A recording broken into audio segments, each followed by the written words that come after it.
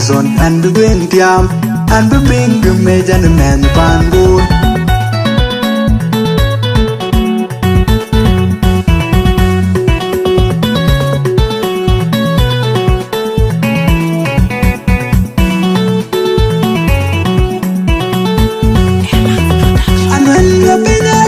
Dai kum pinya ngot ke mi men kol be na jal be ra kan kwa chen ke de an ko ni no na cha ka twar me kan ta ni no yer bio an ji bo na kwe tan wan ju ka ba yom bu lo lo lu ke pinya cha ka dai kum pinya ngot ke mi men kol be na jal be ra kan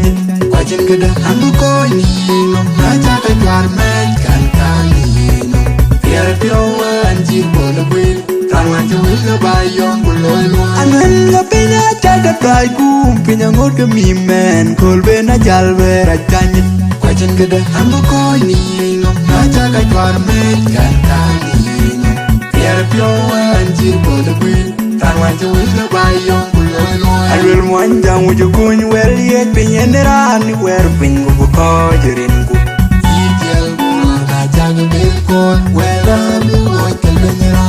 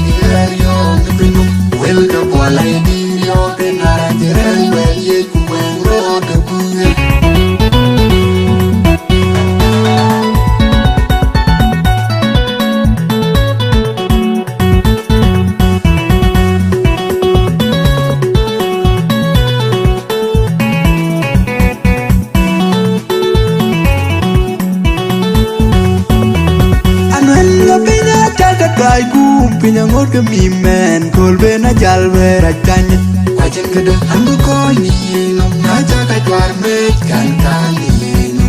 yer pyo an ji bo le queen tan wan ju le ba yong bu lo lo lu ke pinya cha ka dai kum pinya ngot ke mi men kol be na jal be ra kan kwa chen ke de an ko ni no na cha ka twar me kan ta ni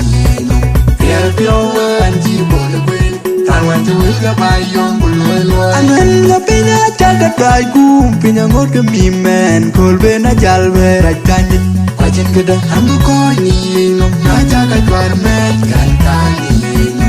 yer pyo an ji bo le queen tan wan ju ga ba yong bu lo lo alwel mwan jang ju kun wel ye pinya ne ra ni wer pin go ko jirin ku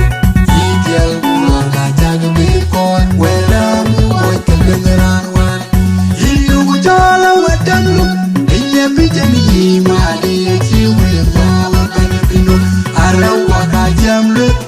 Yang